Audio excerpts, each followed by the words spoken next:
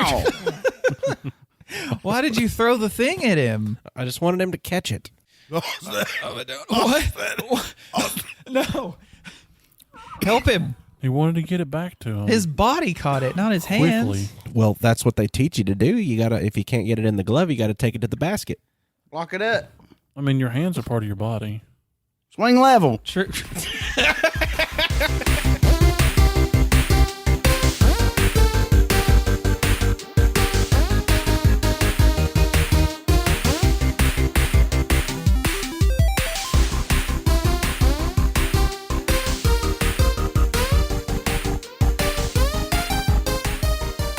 Hey, everybody. I'm Dane Holland. I'm Austin Shazam Pfeiffer. I'm Marcus. I'm Electric Man. I'm Austin Tiny Zen. And this is Nerded Through the Grapevine, the podcast where four best friends gather weekly to talk about our favorite parts of past, present, and future nerd culture. And if you've been on the internet any time within the past probably, 2 months, 3 months, you've seen a lot of hate from miscellaneous sources for a movie that does not deserve that hate. Mobius? Clearly, you're talking about Mobius. It's one thing to have a lump of lug in your throat, but it's another thing for it to completely change your speech. I'm going to talk about Thor Love and Thunder. Yay! Thor Love and Thunder came out this year. It was a Taika Waititi film.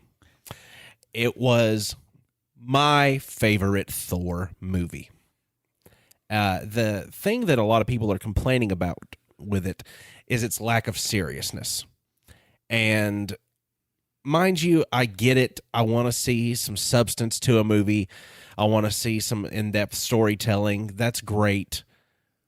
But Thor Love and Thunder still provides that while making you laugh. Yeah. And for people that are taking the atmosphere of the giggles and the jokes and everything and turning it around as into like, you don't belong here. You're not a good enough Marvel movie, because I would like to beg to differ. There's a love story involved in it, and it's not the one you think. It's you would think, you've seen the posters. Natalie Portman's coming back. She's somehow going to turn into this other superhero known as the Mighty Thor. By the way, this is a spoiler-free review, so I'm going to go through it without spoiling anything as much as I can. I'm going to give you what you've probably seen just in pictures. Uh-huh. But there is a love story. And the love story isn't exactly between Natalie Portman's character and Chris Hemsworth's character. It's not between Thor and his hammer. It's between Thor and Stormbreaker. Yes. His axe.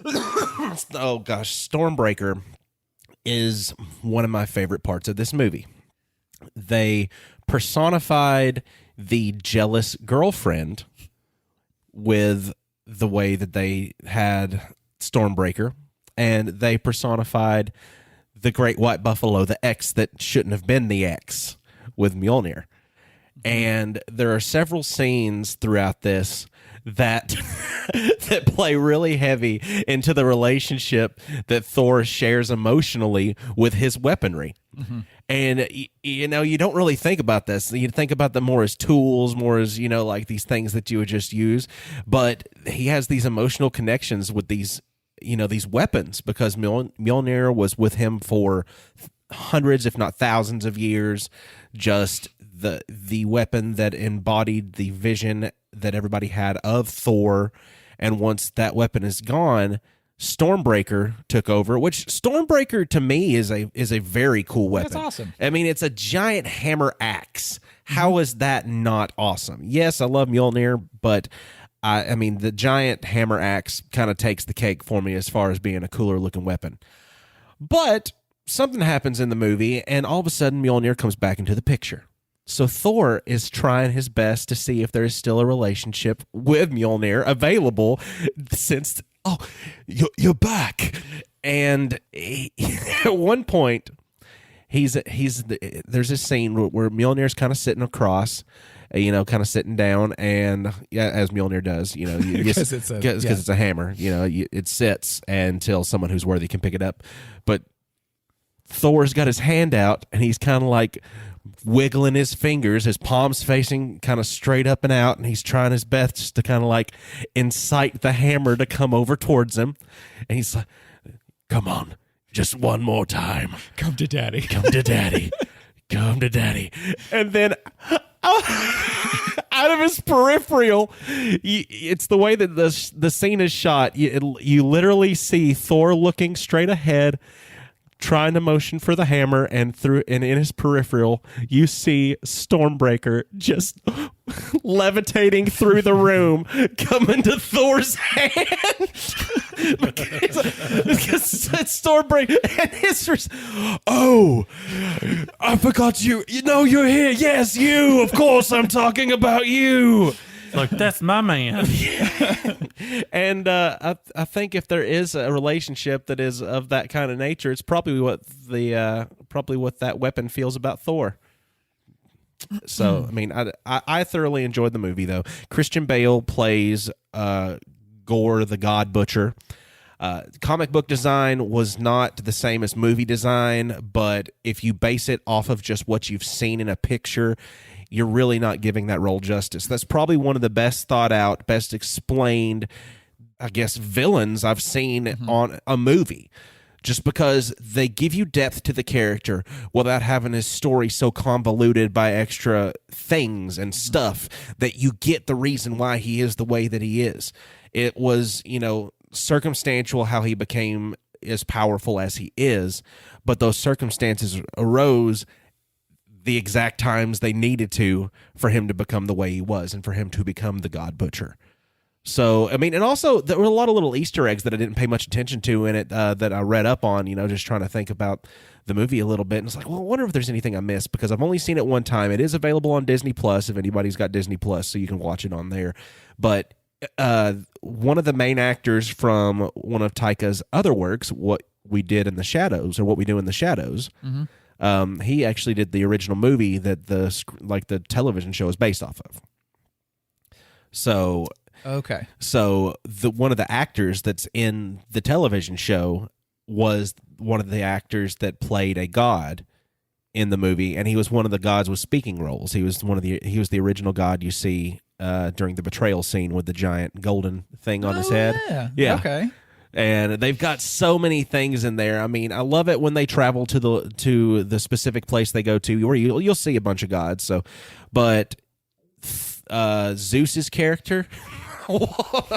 Tiny was trying to get a spoiler fart in there because she promised not to spoil the movie, but yet you've already spoiled the best joke, and now you're spoiling the whole story. Well, it was a bit Johnny come lately, but it was there. That was a joke. It wasn't the joke. It develops, more and more in depth in different spots, in different circumstances. But that was just the one to me that just tickled me the funniest, just because it hits you with that current girlfriend scene. You look at your ex-girlfriend kind of vibe, and it's just like, why is this here? It's also Tiny. I will tell you this right now. Have you seen the other Thor movies? I saw the first one. Guess what? You don't gotta watch them if you want to watch this movie. I'm just saying. I'll take that back. I've seen the first one and most of the second one. Well, that's good that you've seen the first one, but this one you don't have to watch them all. They do a good job of going back and showing you little snippets of things that have happened before to give you context as to why this is kind of meaningful and happening right now, different parts of the movie. Mm-hmm. So you'd be able to watch that and kind of get like, oh, for you, it wouldn't look like movie scenes. It would look like, kind of like looking at his memories. So you'd probably be able to enjoy this movie as a standalone as opposed to having the entirety, tied into it. But I don't know. The Russell Crowe plays a funny character. He plays Zeus, which you wouldn't think Zeus is a funny character, but you'll like it. I hope. Good Lord. See, I did. That's a funny little joke you got there. I had heard many people complaining long before I had even watched it, because at the point of it coming out in theaters, we had talked in the past about burnout, of superhero burnout. And I definitely had that at that point. So I was like, I'm just going to wait till it releases, on Disney Plus. And so that was a long time between it being in theaters and it being available for streaming. It was several months of a gap, but it stayed in theaters, I think, all the way up until like maybe about a couple weeks before that. Or it might still be in theaters. I'm not 100% sure. The investment on the movie has already been more than tripled. Oh, really? For it being such an awful movie, they've already tripled their money on it. But yeah, there was plenty of time between it coming out and me actually watching it to where all I've heard was negative things. And I still couldn't quite believe it because I really like Taika Waititi. I like his sense of humor. I like how he can mix in things that are very serious, but also in the next scene, lighten it right back up again to where it's not all just a big downer. I don't know. I didn't believe the reviews that I was getting, but it also did have an effect on how long it took me to watch it. And after we watched it, we just looked at each other like, this is insane. Like, how could someone not like this movie? And yes, Tiny. I have a question. What? As a layman, the gentleman with the impronounceable name, is that the director? Taika Waititi, the name that we have pronounced correctly many times? Yes, I cannot pronounce that. Is that the director or is he an actor? Yeah, both. Both. Okay. Yeah. Because I just didn't understand. Not only is he the director, he is also the voice of one of the main characters, which is Korg. And I really like the way that Korg talks. He's very, very calming. He's the rock man. And he's definitely one of the, actually most of the characters in it are comedic relief. Like they're able to do that with one another. When there's something serious happening to one character, another can bring the humor and it not seem out of character, because a lot of people were complaining about how Thor was just a jokester, like just little weirdo kind of the whole time. But they also didn't take in consideration he's been traveling with the Guardians of the Galaxy, doing all kinds of mess out in the galaxy with them. Yep. And that crew is wacky and weird and funny, and just he spent all this time with them. And as you've noticed from the old Thor movies, like even the first one, he kind of absorbs the types of personalities he's surrounded by, because he started off as this, just drunk, power hungry, basically frat guy, son of a god, a god himself. And then he became more human the more he's around humans. And then the more he was around like people like Captain America and stuff, he got this more sense of justice from him. Mm-hmm. A little bit more heroic sense. Yeah, exactly. So and then, he went from Chad to Normalman. Is Chad a good thing? I've seen Chad be a good thing. Where? I've never seen Chad. I've only I think it went from a bad thing to like being a mega Chad being like a positive thing. I've only seen a Chad as, like, the jerk frat boy thing, or your taint. See, I thought it started off as the jerk boy, and then it turned into the good thing. The Uber Chad, that they've got, that's Giga just, Chad, yeah, Giga Chad, Giga Chad. yeah, that's more of like a super macho looking, like overly handsome person. Right. So the Giga Chad and the actual Chad are different, just because one is like, oh, that's so funny, that's so cool, and the other one's like, screw you, dude. But wait, does that make us Giga Chads because we're all very handsome men? I don't know. No. No, Marcus said no. No. I mean, if we're going with the good the way I definition. interpret it, because it's like a meme, and so you kind of interpret it, is like they're just so good looking that makes them doofus. Well, we're all breathtakingly handsome. And we're also doofus. Every one of us, and we are doofuses. things. Oh, are we all Giga Chads? I believe it's I doofy. don't know, man. I don't think Probably. we know like common phrases in memeatry. Yeah, we can't keep up with the Marcus teaches school to children, and children know the ways right now. So, are you the most accurate source for this? Probably. Probably. Is a group of doofuses a dangle? Are we a dangle of doofuses?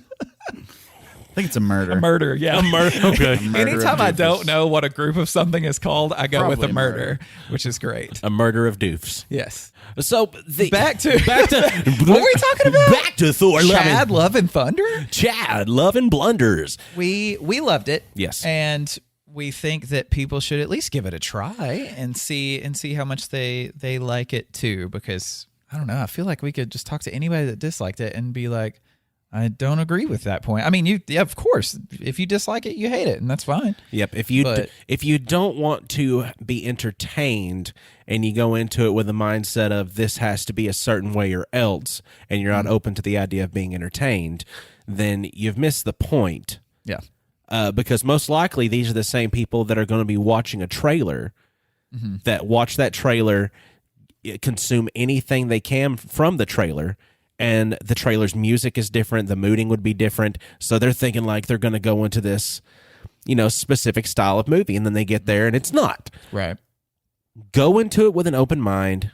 Try your best to enjoy some humor alongside of a really good superhero story. And if you absolutely do not enjoy what you've seen and you'd prefer something to be dark and bleak and hopeless and all that stuff, just hop on over to the DCEU. We live in that realm. That's all we get. And you mentioned keeping an open mind. And sometimes whenever you're consuming content, you have such an open mind going on that you can't focus on the content that you're consuming with your eyeballs because your brain is moving around other things while you're watching the one thing or playing a game. And I want to talk about having ADHD and playing video games, because you would think that all video games maybe would be great for someone whose brain needs to be stimulated with things changing all the time. But that's not the case with, unfortunately, a lot of AAA games that have these epic storylines with these great characters that have multiple releases.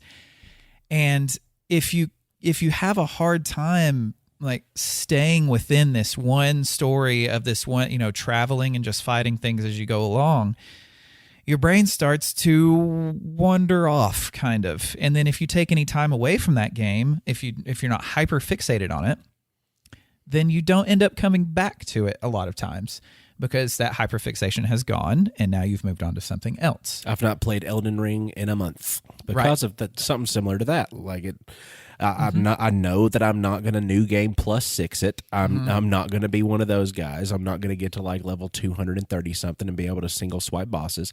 It's not going to happen. So what's the point in me continuing to just slave away at getting better at nothing? Right. What is new game plus? That's when you've beaten the game and you start the game over again. Okay. And you like get prestige, like your advantages kinda. From the first playthrough. Like so you Kinda start like off super prestiging powerful. And everything's shooter. leveled Okay. up a little bit. Gotcha. Right. Yeah, it kind of scales with you, but you do start off a whole lot more powerful than you were before. Gotcha. So if you do have ADHD, that is attention deficit hyperactive disorder, like if you have that as a part of your brain, which a lot of people actually do have it and they don't realize that they have it. People for a long time have assumed that it's just kids that have it. And if they do have it, it gets better as they get older. Absolutely not the case. In many, many cases, it gets worse because as a kid, you have things around you controlling your environment for you. So there's a lot of stuff you don't have to pay attention to because it's being done for you. You're being driven to school. You're being surrounded by people doing the exact same thing as you are, and your parents are taking care of a lot of things for you. And as you get older, all the stuff is up to you now.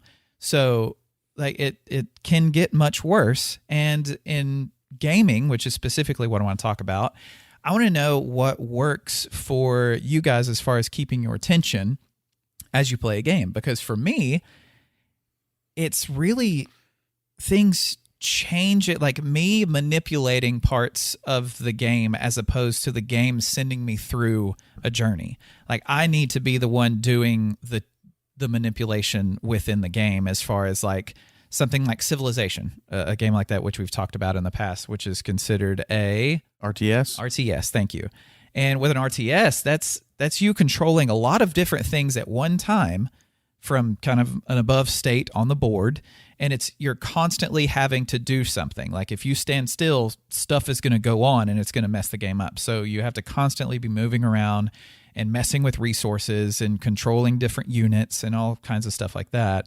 So that works really well for me. And a game that recently I started playing is called Loop Hero. And Epic Games actually gave it away for free. I don't know, recently maybe. I don't keep up with how often they give me free games, but I know every week they do. And it was one that was given away a while back, and I just started playing it. And your character moves on their own around this little loop, around just it's a randomly generated loop of tiles. And starting off, it's just a blank tile, basically, like a dungeon tile, and these little slimes pop up. And as your character fights the slimes, it does it on its own. You get either equipment or little cards that you can place on the board to manipulate the terrain. And as you play the game, you get cards that make the terrain more treacherous, as far as like villains getting worse and things like that. So it's harder to beat. But as you beat harder things, you get better equipment. So the game is going on without you doing anything, but you're having to constantly be looking at your equipment because you're constantly getting new equipment. So you're having to see, okay, do I want to upgrade this or do I want to just let it go? and which one of these like cards do I want to place as a tile on the map to change the way my loop's going. And once you finish the loop, you kind of go back to your little home base and you can start a whole new loop that's also randomly generated, and the whole thing is different from the time before. So you're constantly manipulating the game as the game is happening kind of for you as well. And it's almost this perfect little matchup for my brain to be able to do that, because I can sit down and play the game for 10 minutes and know ahead of time that that's all the time I have to put into it to finish this little loop. And whenever I sit down to play Elden Ring, like you mentioned before, I can't really do much in 10 minutes playing that game, because the farther along you get into it, the longer it takes for you to be able to level up and gather enough stuff to do that, that it got to a point where things were taking so long that I stopped wanting to do it. Because even before sitting down at the computer, my brain would go like play it out in my head of what it was going to be like. And that was enough for my mind to go, okay, you basically just played it. Moving on, like go find something else. So I find myself playing things like this Loop Hero game, different every time, a different thing every 10 minutes if I want it to be, and things like Rocket League, to where you play a game of that and then it's over, like, and you can start again if you want. Or something like this baseball game I've been playing too. Baseball is another example. Sports games in general are another example of you play for a specific amount of time and then it ends. And if you want to start again, you can. So my mind isn't being forced to do something for a certain amount of time. Instead, you just kind I of get pop to in reset. and pop out. Yeah, I get to reset. And that's like this whole roguelite and roguelike game system of randomly generated stuff as you die and start over again, and you're constantly collecting things. That's perfect, I think, for an ADHD kind of brain to play as well. I mean, I know Hades held my attention longer than any game I've played since Final Fantasy X. So, and Dead Cells as well. Like Dead Cells was another one. But hooked on. I dropped it off just because I stopped being the style of it stopped being as visually appealing, and the game's difficulty level settings between because I beat the game on proper run throughs meeting requirements 2 times over. I'm on the third one to do that. It's called getting boss cells. It's such a difficult jump from that to that I don't see how in the world they expect me to do anything with it. So I've stopped. But Hades, on the other hand, like Hades was awesome because the increased difficulty on that just made me try harder. There's so many options on just the exact same level styling that's just altered slightly every time. And every time you turn the game on, it's a different experience. Yep. Same game, different experience. And that, I think, is the key. I think the key to being able to keep your attention as someone with ADHD is variance, but knowing what to expect on a base level. Like you know what you're getting into, but the experience is going to be different every time. And I think that helps, because games where I can create a character, Skyrim, Elden Ring, these games, I could make characters every day forever, and that be the game for me. And the end. Like if they just sold me a version that was just like, make the character, they exist in this world, make another one. Okay, I'll do that. And that to me is a part that I could always do. And that's always been something that I've just been drawn to in games, is character creation. Agreed. I love character creation. Yeah. Once it gets into the game, though, all of a sudden I'm gone. Like I get bored. Well, and sometimes the whole idea of your character is gone when the game starts too. We can talk more about that later. What if they just made an entire game of nothing but just see who can create the most detailed, awesome character? Imagine how much computing power they could put into just that one section now, that they don't have to worry about the rest of it. Maybe the rest of it can be just like that character you've created has got like this set little area that it can walk around, so you can go get pictures, and maybe you can just, do some DLC for it where, all right, now your character can be in the Bahamas. Well, I mean, the game that's held my attention the longest would have to be Ark. Basically, I have a computer built just for that because wildcards optimization is not on point. However, what I enjoy about the game is I can do whatever I want in it. Once you get to a certain point in your levels because it's survival crafting.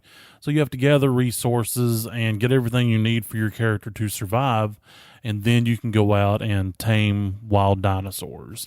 And so there's this element of base building, which that's the part that I love the most, is just getting out there and building this crazy monolithic structure that looks really cool from the outside, but it's completely empty on the inside. And then you get the whole, you can breed these dinos and you can breed for mutations. So you're trying to achieve certain stats. Like, I want this one to have the best of jumps because there's like a kangaroo one. So I want them to have the best of jumps. So you're breeding for that. And with each time that there's a stat increase on a specific stat, it also manifests a different color in said creature. So variance while doing the same thing all the time. Yeah. And, you know, so you can build up this farm to where you're constantly pumping out these dinos. There's a lot of things you can do. I've got way too much time in it. I have this thing where I never complete games, really. There's games that I really love, I really enjoy, and then once I get to the end of it, I know there's probably not all that much more to do, and I've already seen all the gameplay mechanics. I've already been immersed in the gameplay mechanics, and I just think that video games lack an ability to tell a story in a way that interests me for the most part. So if the mechanics aren't just like amazing, or if there isn't some sort of creative aspect to it, like character creation or map creation, right, then it's not going to hold my attention very long regardless. Well, it's like with reading a book. Like, you need to want to know what happens next. You need to be able to finish a chapter and be excited to see what comes next. And with a lot of games, that fades away and it just becomes about killing things or something. Right, and I think that a lot of games need to try more to include mechanics that reflect the themes of the story. Like, you know what I mean? Like, I don't know. Maybe I can talk about that more in my topic. I keep foreshadowing my topic. No, you're doing a really good job of it. I know, I'm trying. I think one of the few games I've ever actually completed was Mass Effect, and I beat all 3 of those games. I know there was Andromeda, but I don't count that one as far as like the main, game. I beat those games because there were also books in between them, and the story itself was enough to keep me going. Like, I wanted to know where this next mission led me and my crew to the part of, either saving, existence or helping obliterate it and things like that, to where that game had a good enough story to where I couldn't put it down, and I hyperfixated on it until I completed it. And there's been so many games where I've enjoyed that I've given up on, because if I take 2 days off of it, I look at the controller and I just think, okay, this is what I'm going to do if I sit down and I play this game. I'm done with it already in my head and moving on, find something different. I don't even feel like loading it up. Exactly. Yeah. It feels laborious almost. Yeah. And jumping in on your Mass Effect, Dragon Age was really good for me. And it's like the I same finished developer. Inquisition. Yeah. Yeah. Inquisition was a really, really cool story. Like, had good storytelling, I thought. It did. And all of it, like every mission, the map table where you decide what missions to take and which ones not to. I don't know. I just really thought that they did a good job of utilizing all the mechanics to help tell the story. RPGs are really good in the fact that you're constantly changing the attributes. You're improving attributes of your character. You're getting new clothing and armor and weapons and stuff. And that part of those games holds my attention probably the most, of finding new stuff, of treasure hunting, basically. Going through games and finding loot boxes of new things. But it's the surrounding stuff besides that takes my attention away. And I think that's where these roguelike games are succeeding, in the fact that I get to do this treasure hunting, but the loop starts over again. Like it all comes back to the beginning, and I get to do it again.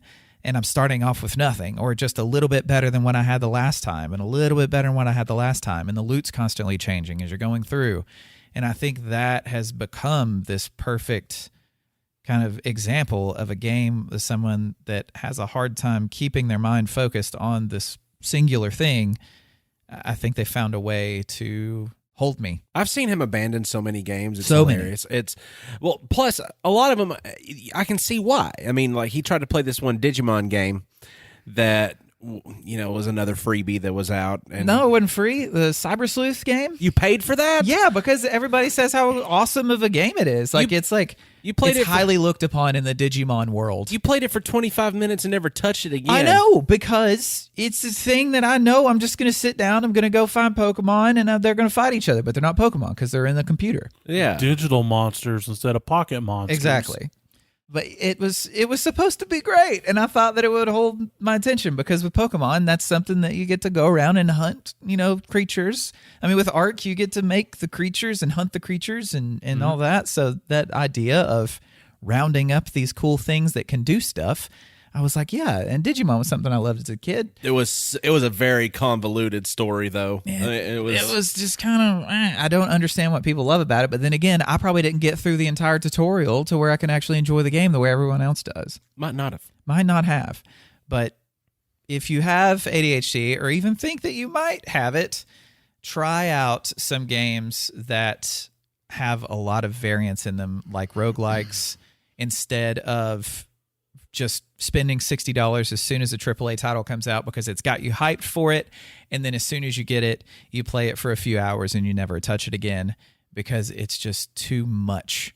And you need something to just keep starting over for you. Yeah. Well, kind of piggybacking off of your topic today and last episode, really. Oh, wow. Because last episode you talked about IPs in different formats. Right. And, Star Wars is just one of those that is made for the movies, but yet so lends itself well to video games and comics. I mean, it's just one of those that I feel like naturally goes well in many. And I think Lord of the Rings is the same. So in order to continue this conversation, I want to just focus it on just the Lord of the Rings games. And I kind of want to go back through the history of Lord of the Rings video games. And I don't know. I mean, this whole, obviously, the Rings of Power is like hot right now and it's garbage. But us Lord of the Rings fans, we're used to poopy adaptations of the Lord of the Rings. And it's almost like the market is just so ripe for a really good like action RPG to just, take everyone's money. And like, who's going to do it? I mean, they did just sell the game rights again to this new company, and they're going to be producing games. So hopefully we get it at some point. But Lord of the Rings actually has a pretty rich history of video games, dating back to the late 70s and 80s. There were like these text-based adventure games, Yeah. And then from these spawn in the early 80s a development of a game called Lord of the Rings Journey to Rivendell. And it's, the most basic graphics you could possibly imagine. I mean, it's just like awful pixelated trees with some sort of black blob running around. It just looks so bad, compared to modern stuff. Who was the black blob? Aragorn, I think. Yay! Or maybe Frodo. No, I think he might have been Frodo. Anyway, it was for the Atari 2600. It was developed for the Atari 2600 in the 80s, but not released until 2001. What? Wow. So around the time that the movies were getting made, this website online that was dedicated to like preserving Atari games and like stuff like that just kind of leaked it to the public, and that's how it saw the light of day. So yeah, a game made for the Atari 26 didn't get released till 2001. Jeez. I just thought that was an interesting little tidbit. Yeah. Well, I mean, and also even recently, I feel like if games like that were to come out now, a lot of indie companies don't use like great graphics for a lot of their games. As long as the game plays well, the graphics don't really matter. Like with the Loop Hero I was talking about, it's very old school graphic style game. It is not 3D in any way. Mm-hmm. So something like that, like even though that time period it seems insane, like no one would like it, it could have still been entertaining. Oh yeah, I mean, I'm sure people would have played it back then. Yeah. I mean, especially those text-based adventures I mentioned. I mean, like by today's standards would look really cheesy and weird, but people played them back then, especially hardcore nerds for Lord of the Rings. So that was the first attempt to like make a console game. I'm kind of trying to focus on console games in here. I will mention a few PC ones. Basically, they planned Fellowship of the Ring and the Two Towers for PC, but then never really got it off, I don't think. And then we don't see a Lord of the Rings game for another like 10 years until the 90s. Jeez. Until 1994. Lord of the Rings Volume 1 for Super Nintendo. and apparently it was just complete hot stinking fecal garbage. The dungeon maps are like these huge labyrinth layouts, and you basically have attack up, attack down, attack right, attack left, a busted block that doesn't really even work, and everything's like these pointless fetch quests.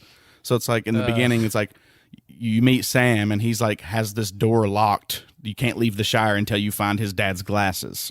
And so you search this awful labyrinth dungeon, and you cannot find, and it's literally in the middle. There's like so many dead ends, and then right in the center is his glasses, right? So it's these awful, pointless fetch quests like this.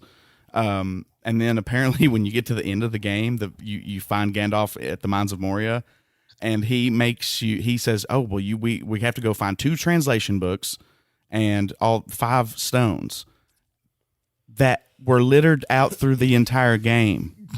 So now you have to go back to the beginning of the game and retrace all your steps to find the items for to get into the Mines of Moria. And this was for what? Wow. This was for Super Nintendo. How can they have a story that big on Super Nintendo? I mean, I don't know how big it was. I didn't play it. Now, theoretically, would it be possible to pick up these items as you play through the first time?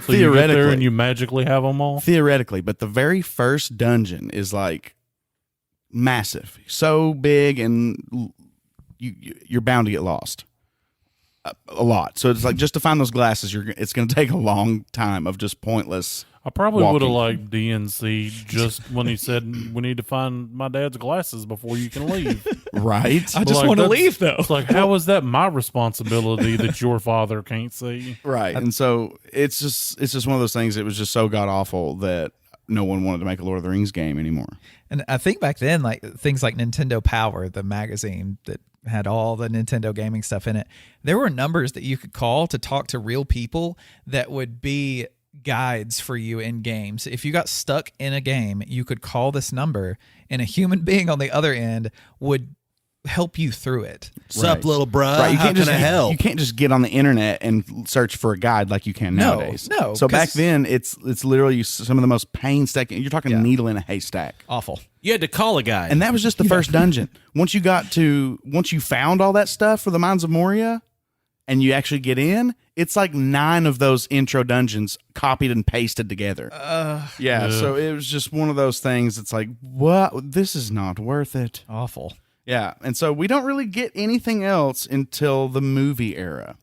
And so when the movie era comes out, this company called Vivendi, I believe, has the rights to the books, to make video games based on the books.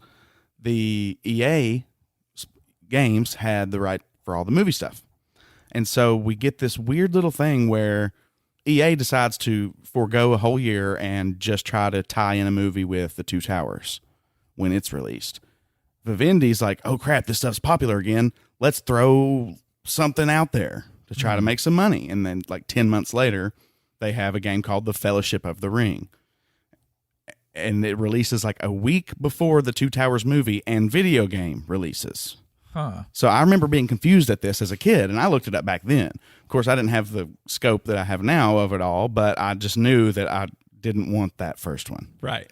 I knew I didn't want Fellowship of the Ring. Yeah. Because when you play the Two Towers, you literally start in the prologue of the movie, and it's like showing you actual footage from the movie, Galadriel like narrating, so epic, that epic intro, and then the scenes from the Last Alliance of Elves and Men, that big battle at the beginning, goes to graphics, and then you are playing in that battle, and so it just really does a good job at making you feel like you're in the movies. And I just remember that game and its sequel were just awesome. That's like my childhood. But the Fellowship of the Ring and this other company kind of going head to head with each other. It's like kind of like this arms race to see who can cash in on the movie stuff first. But obviously the stuff that like EA had access to all the art development images and things. So they went out in this scenario because they just tied themselves so well to the movies. Yeah, the likenesses of the characters are that of the movie, which you're watching. So that's where the hotness is. It's not, because when you make a game based on just a book, everyone's idea of what that character looks like is different. Like you have no other reference. But with the game or with the movie, like the movie-based games, like you see those characters and you know what they're supposed to look like already before you play it. So when this Fellowship game and came the Two Towers from EA had the benefit of getting some of the actual actors to voice the characters. Oh wow, that's even right. So it sold way better than Fellowship of the Ring, but Fellowship of the Ring, like their bragging points was they had thousands of lines from the books actually recorded. But it's like this extremely linear game. There's like stealth sections that people literally never got past because they were so difficult that some people just completely DNC'd it at that point. Like when they're trying to escape the Shire, there's several people that never saw anything past that point of the game. So there is like different characters and different play styles in the Fellowship of the Ring. People kind of agree that the first chapters of the books are kind of adapted well in that game, but then it just kind of devolves into a bunch of lore-breaking adaptation stuff. But it sold well, and they kind of planned a sequel named The Treason of Isengard, which was Tolkien's original title for The Two Towers. So they couldn't put out a game called The Two Towers, so they were going to let's do The Treason of Isengard. But of course, I think probably most people who like Lord of the Rings probably played the Two Towers video game, so I won't do it too much of it, but there was like a lot of character progression, different play styles. You got Aragorn, Legolas, and Gimli you can play as. But the story for a movie tie-in was kind of suffered because it would literally play footage from the movie and then turn it into graphics and then let you go. But yet still there's like no Frodo and Sam. Like they just kind of completely ignored this really big part of the story that the game was based on. I don't know. It was kind of weird, but it was really cool, like hectic hack and slash kind of game that was really fun for me as a kid. That's probably why, because they're like, okay, you can either be the warrior, the archer, or the tank. So it's basically ranger, tank, and then if Frodo's an option, it's like, well, what is am he? I just gonna? Yeah, he's the stealth. rogue. He's the rogue, he's but the rogue. He can't like actually do anything. Like so, he can not only go invisible, he can go better than invisible. So then The Two Towers spawns its sequel, The Return of the King, where you have 10 playable characters, all of them with their unique styles and moves. 3 whole campaigns to complete. You've got your Gandalf campaign, you got your Frodo and Sam campaign, and then you've got your Legolas, Gimli, and Aragorn campaign. Loved this game when I was young. I mean, obviously it has its flaws, but there was like co-op. For the first time, you could actually co-op with your friends. But then the story, but being so tied to the movies, kind of makes you feel like there were some opportunities missed to like really implement some of the cool story elements into it. Well, yeah, because it's almost like you can only pull off of things that are already available. You can't speculate farther onto it to be like, oh, here's this thing. Well, it's not the same thing as the movie. Right. Mm-hmm. Well, and licensing issues, like they only have licenses to the movies, so they're not allowed to explore the books. Oh yeah, so that they can only fill gaps in the movie with things that the movie itself it couldn't go against, like the movie's story itself. So they saw that and they're like, we're not going to tackle that at all because that's a whole can of nerd worms that we do not want to bust open. Yeah, but anyway, like Return of the King, as a young person, it held my attention for sure. I played it, I beat it several times. Very, very cool game. Treason of Isengard eventually never gets made, so that one never even comes out. So EA obviously wins that. Then they did the game called The Hobbit, which is like a 3D action platformer, but apparently the gameplay is not all that great, and it doesn't take all that many liberties with the lore, but it does try to kind of, like I said earlier, turn some of the themes from the text of the books into like actual gameplay, like with the stealth and trying to sneak around to get away from the Nazgul and stuff like that. Mm-hmm. But yeah, it was kind of up against a lot of 3D action platformers of the time, like Mario and all this other stuff, that it just completely got overlooked. Yeah, and didn't stand out enough from its fellow competition. Genre. Yeah. So then we get Lord of the Rings: The Third Age, and this was kind of where they're at the end of their licensing, or they've already done all these stories off the books and stuff. But then this is their take on a JRPG, a Japanese role-playing game, and they basically just lifted Final Fantasy X's combat, complete ripoff, and elements of like the party design and stuff like that, and they tied it completely to the movie because of the licensure, and so it kind of fails to stand on its own. I think it had mixed reviews, but sold okay. It's like you take the point of view of 3 other characters who are literally just like following step by step what the Fellowship does. The main characters apparently got like layers upon layers of these magical curses upon him, but yet they don't. The story sucks is basically what I'm trying to say. What was the name of this game again? The Third Age. Third Age, okay. Yeah. I missed that somehow. Mm-hmm. There is one called War of the Ring that was a RTS, kind of a Warcraft 3 clone. It got kind of average reviews, and it couldn't hold up to the next game on my list, Battle for Middle-earth. I've talked about Battle for Middle-earth before. For some reason, I can't say that either. Battle for Middle-earth. It gets across. But Battle for Middle-earth was shut up. Was a really good RTS that spawned a sequel, Battle for Middle-earth 2. And it's probably one of the best Lord of the Rings games ever. It's especially with the mods and the expansions that they add, the Rise of the Witch King. It's just so epic, and it's one of my favorite games ever. It still even stands out today as a great RTS game. And it sold great, but EA eventually loses the license because by this point they had the license for the books as well. So they end up getting those. That's what I was going to ask. If this was pulling from both sources, like with it being so successful, it sounds like they had more to pull from. Yes. And and so they were able to explore some of the other aspects of the lore, and pretty faithfully, I should say. Then we get Lord of the Rings Conquest, which is a very Battlefront, Star Wars Battlefront style attempt, but set in Middle-earth. And it was designed for multiplayer in mind, but it was kind of stale because it just, again, fueled off only the movies. And by this point, the movies are already 10 years old. And so the hype and I just want to feel like I'm still in the movie theater while I'm playing this video game feel is just kind of gone. Plus, they just kind of butcher the lore. It's bad story. Again, just not a good adaptation of Tolkien's themes and works into a video game form. And then there was this game called The White Council, which also never got made. But this one to me stands out the most because it seems like it was really, really ambitious. They were trying to make this open world RPG inspired by Elder Scrolls Oblivion.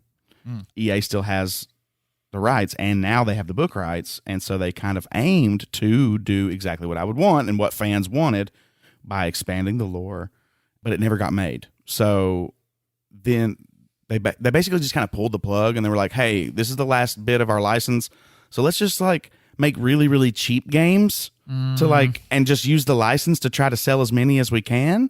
That just sucks. Lowest common denominator, just cash grab crap, right? That sucks. Yeah, and so then nobody wants to make a Lord of the Rings game again until Aragorn's Quest. It's this kid-friendly adventure snooze fest. Boo. For Wii. It's like, okay, look, I could play Aragorn's Quests, or I could play like Zelda. It's like obviously Zelda's going to be a better who game. Who liked playing Wii anyway? Yeah, not me. It was awful. I did.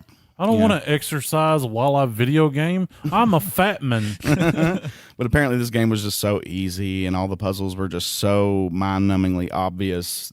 It just got terrible reviews and sales.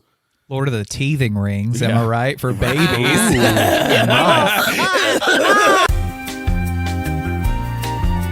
For children.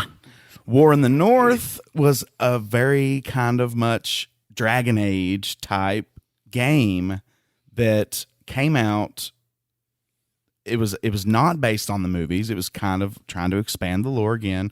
It promised accurate lore. Wrong. That seems to be a trend when it comes to Tolkien. We really, really gonna be careful with the lore. No, you're not. Yeah, no, you're not. The Rings of Power are handling it pretty well. I mean, honestly, sure.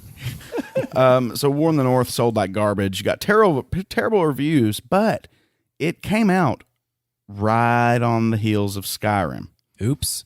And obviously Skyrim shit all over it. Yeah. And so it just continuously got compared with Skyrim with all these reviewers, and it just got squashed by that. Even though it was a decent game. It was you've got these named characters, but there's not like characterized for you because you're supposed to like build them up, and there's like this class system, and there's basically for 3 different archetypes, there's 3 different builds you can make with each of the archetypes.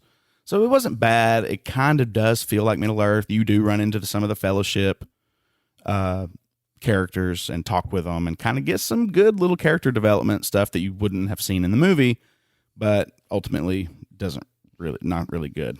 Then we get a couple more here. Guardians of Middle Earth, which is like this champion battle arena. I think they call them a MOBA or something. Yeah. Battle arena game or whatever. Yeah.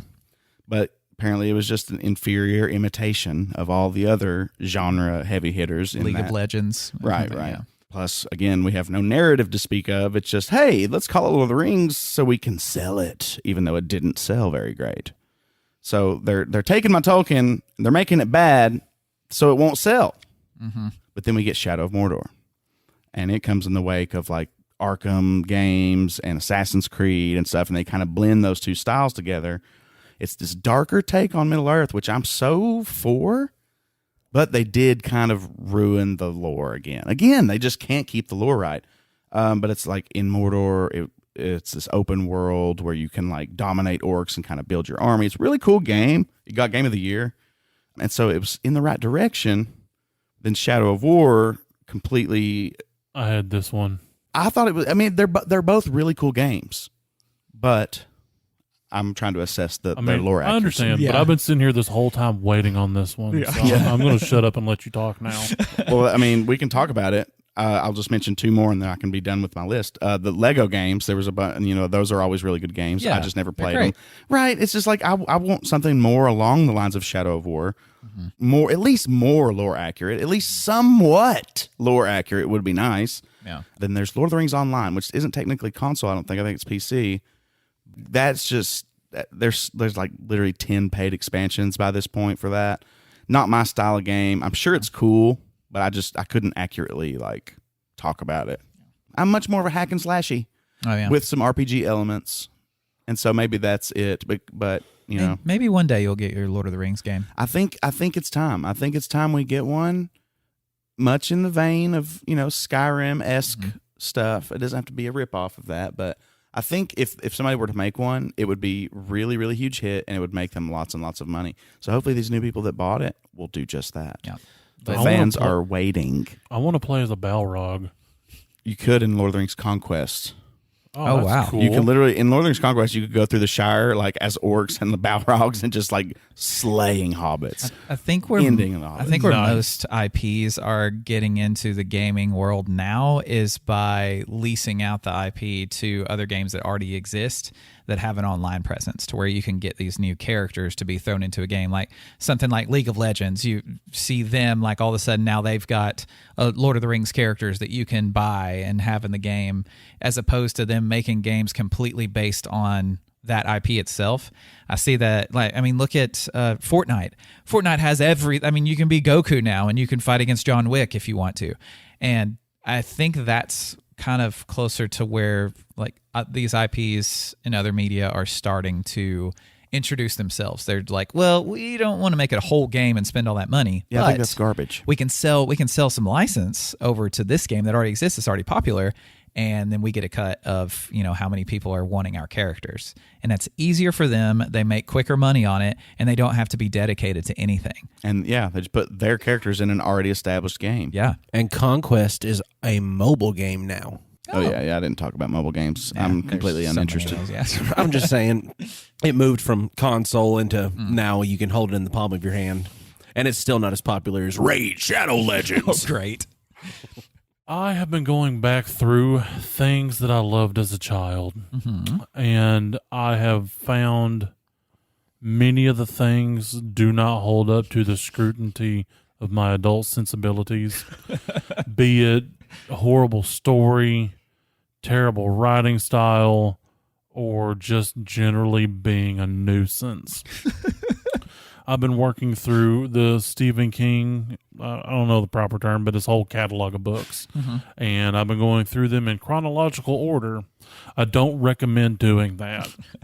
I really don't. Some of his earlier works are very good.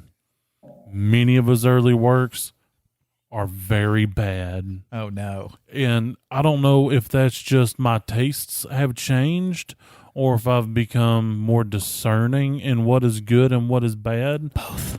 I mean, probably both. And I know when he started off writing in the 70s. So it was a completely different world. People spoke differently. But I feel like some words, the word I'm not allowed to say, is massively overused. Mm-hmm. I get he's trying to show a time frame and paint this person as a terrible person. But why? Why do we have to go that direction? And like I said, I don't know if it's my sensibilities changing or him just being a very poor writer as a young man. Because you move on to his later works and they've gotten a lot better. There's a lot more descriptive notes to just what all is happening. It's not just, well, this happened, then this, then this, then this, then this, which you get a lot of that in The Shining, for instance. It's, oh, we got there, and then this happened, and you're like, whoa, whoa, whoa, whoa, whoa. What happened during this gap? Because it goes jump, jump, jump, jump, jump. And it just doesn't hold up, and it's terrible. So it's making me question my love of his works, because for the longest time, he was my favorite author. And now I feel like he poopy, at least in the beginning, because I know where he ends up, because he still wrote my favorite series, because I started with those and then I went chronological, and just a bad idea. So is there anything you fellas have noticed that you used to love and now you just kind of don't like anymore? Dinosaurs. Using through the lens of time? Dinosaurs. Dinosaurs? Okay.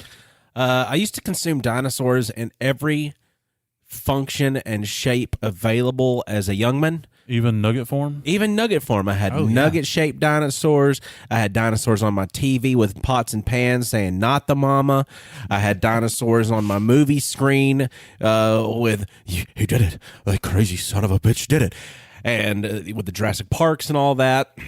And then I had video games with dinosaurs whenever I was a small child too, called Chuck Rock, which was on Super Nintendo. You played as a caveman at the beginning of every single scene, which I call them scenes because you literally just play out one scene in the Super Nintendo side scrollers like that. But it's he starts off every scene, unga bunga, and then you go about your way with your dinosaurs. So many dinosaurs. I don't care about dinosaurs as a grown man, and I kind of understand why so many grown-up people used to look at me so badly as a child whenever, oh my God, the Brachiosaurus is my favorite dinosaur. I love the Brachiosaurus, but it's got a longer neck and it's got a fin on top of its head where its nose holes. Shut up, kid! I feel like you're making fun of me because Ark is about dinosaurs now. I'm just saying. Gee, thanks. I still like dinosaurs into my adulthood. Just go ahead and edit out my whole thing about Ark because of him. It's done. I think I appreciate dinosaurs more now as an older man. I don't know. I think they were just so ingrained into my childhood that I just had so many different. And I can't tell you any time I went to the dollar store and didn't come back with a small thing of like little rubber dinosaurs. And I also want to throw out that my two favorite dinosaurs are the T-Rex and the Compy.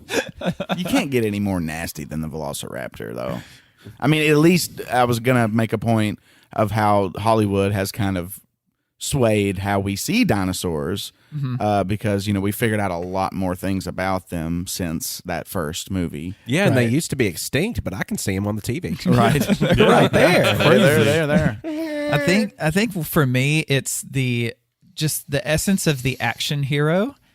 I don't really give a shit anymore about action heroes, like even stuff like 007. I don't care. I know it's cool gadgets and I love technology, but he's just the cool secret agent man. Or if we've got the cool army man, or the even like just the, like with Halo, the Space Marine thing. And I'm just like, I don't care. I think I've mentioned in the past when I look up when I take a book and I look at the back, to check and see like, okay, this is an interesting title and cover. I look at the back and it says top secret, and it's already back on the shelf. I know exactly and I'm moving on. But as a kid, they were just so cool, and the action was cool, and everything was just, badass. And now I'm like, badassery can get only as far as the nose. Like anything beyond that, I'm like, I need more. I need depth. But as a kid, like, it's just, if it was cool, that meant it was good. Yep. And now I'm like, I don't care how cool it is if it's not got something to it, like then I don't care anymore. Yeah. I mean, like our views on badass changes, you know? It's like what I think's badass now is like seeing a young guy help an old lady carry in her groceries. I mean, that sounds very cliche, but I'm like, you go, kid. That's an awesome thing because so many people are not nice anymore. That's my little soapbox. Yeah, go ahead, Marcus. I think I think it's just like on South Park when all the young kids love the new music, but yet all the adults just hear like literally kids are just listening to farts nowadays. I think that is a real thing. Oh, it absolutely is. And I think just once you are so far removed, everything about you, every cell in your body is different from when you were 7 years old. So are you even really still the same person? Mm-hmm. Everything's been shed. Yeah. Did we talk about that on the show? I don't know. About how if you name a ship this, but then you replace all the things over time. What was the name of that whole thing? It's got a name. It does have a name. And one of us should know it. I don't know. I thought we already talked about it on the show, but maybe I'm remembering something different. But anyway. Right. We've done it 112 times. We can't remember them all. Well, it's just like when you think back to the music you listened to in high school, at least in my case, I'm like, I'm embarrassed. I've done that so many times this episode. I'm just going to keep doing it, farting into the microphone. Do it. I've been doing it in real life, so But yeah, they've been very audible tonight. You get older, your tastes change, and then you start to see the flaws in the things that you loved. I mean, because pretty much everything we love is not perfect, and there are many gripes to be had. But you're more willing to overlook these things when you actually like them. Just like I could go back and rip up the Lord of the Rings the movies that are so great, but like I could go and tell you all the things that is a problem. Mm-hmm. We should do that as a topic one day. Maybe one day. Oh, geez. But I'm really hitting the Lord of the Rings hard lately. But that's fine.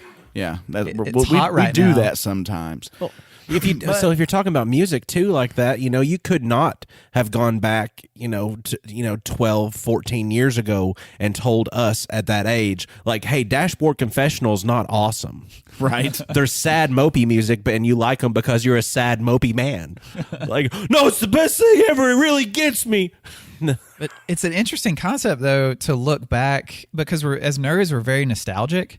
Like a lot of the stuff we love is from when we were kids and we just can't let go of it. And yet we can still be hypercritical of those things, but still love them. Like Power Rangers is one of the worst television shows to ever exist of all time. If you sat through one episode, you're like, this is hot, stinking fecal garbage. I still love Power Rangers. Any action figure that I see of the Mighty Morphin Power Rangers, it's so hard for me not to just say, take all my money.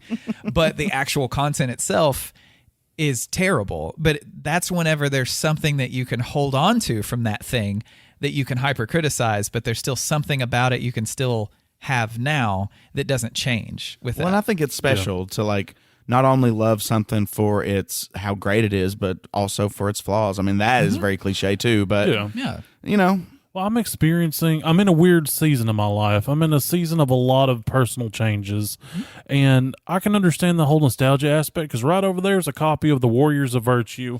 That movie is one of the most horrendous movies of all time. I love it. Yet I can still watch it and love everything about it down to its smallest terrible detail. Oh, yeah. But I'm finding things that I used to love now that I just really don't like at all, even a little bit. And it's just an odd place. Mm-hmm. Would you say that it's maybe the themes and the content matter you don't identify with anymore, or in fact you feel differently about it, or do you just feel like you've... Well, we'll take the example of The Shining. How can I identify with a child that's, psychic and living in a hotel and his dad gets murdery? I mean, I can't identify with that. I'm talking, well, no, that's a character though. I mean, and yes, you can, I think. I don't know. Just because, I mean, how do we identify with a superhero? We can't fly. You know what I mean? You can't, maybe. But I think that as far as the dinosaur thing goes, though, I'm not trying to poop on your dreams of loving your Ark game. Just to let you know, I really think that they have Sasquatches in it too. Well, the Sasquatch. Really? Yeah. No wonder you love it. I've been breeding Sasquatches for mutations, and I got a really cool green one. Sasquatches and dinosaurs breeding together? Yeah. No. You can only breed one type with one type. Oh, never mind then. You can't interspecies erotica these things. Well, you almost had me. There's even frogs. The Beezle Bufos? We're getting off topic. I think we're so off topic that I think we can call it a night. Thank you all for listening to Nerd at the Grapevine, wherever you're at, either on Spotify, iTunes, Good Pods, CastBox, whatever it is. Click 5 stars. Tell everybody why you love us or why you hate us. As long as you click 5 stars, that's all that matters. And then go click on the link of Redbubble. Got it. And Teespring, and go get something with our stuff on it and wear it around. It would be cool for me to see somebody I don't know wearing a logo that I made. I think that would be neat. And if there was an actual video game that was based around you just having a lot of interspecies erotica between different animals, what would be your animals that you'd have hook up to make a different There is animal? one of Sonic the those. Hedgehog. I've played it. It's called Breeders of the Nephilim. Well, fantastic. Don't look that up. Don't look it up. It's free. Don't look it up. Don't It's look on it up. Steam It's and free. it's So no. Yes. So what? So if you want to talk to us about that, go ahead and find us on Facebook, Instagram, or Twitter at Nerd Grapevine. Or if you wanted to donate a little bit to the cause, you can get on Patreon, look up Nerd Grapevine, and you will be able to donate a little bit and get a shiny holographic sticker with the Nerd at the Grapevine logo. You'll be able to get future content that we have not released to everybody just yet. And, you know, that'll cause you to maybe spiral downwards into a grape hole and then cause yourself to have a little bit of Discord. Ooh. Oh, wait, it's me. It's my turn. So there's a link in our description. If you click upon it, it will take you to a social media platform known as Discord. We're on there. You can talk to us. We can stream games that we're playing or not playing for you. It's fun. We can stream movies. We can have conversations. We can share amusing anecdotes in picture form, and I'm doing a thing with my hands that you can't see that has words on it, and it makes us chuckle and or smile, but never actually LOL. So find us on Discord. Like I said, there's a link in the description. You can talk to us live, uncut, uncensored, and irrevocably circumcised. And you can tell us all about how all of our listeners can tell that I never know what to do with this next part. But you Absolutely. always do so well. Which is where I ask Austin what he does when life gives him grapes. When life gives me grapes, I lick my finger, and then I rub it on the outside of the grape until I start hearing a squeaky sound. Oh, that gave me the shivers. And once I achieve the squeaky sound with the grape, then I'll try to see what all else I can lick and make the grape squeak with. What just... Try me. Try licking me and make me squeak. It's... Try. Well, he squeaked instead of the grape, so that's a lost cause. Marcus, let me try you. Marcus, come here. I want to lick you. I call next.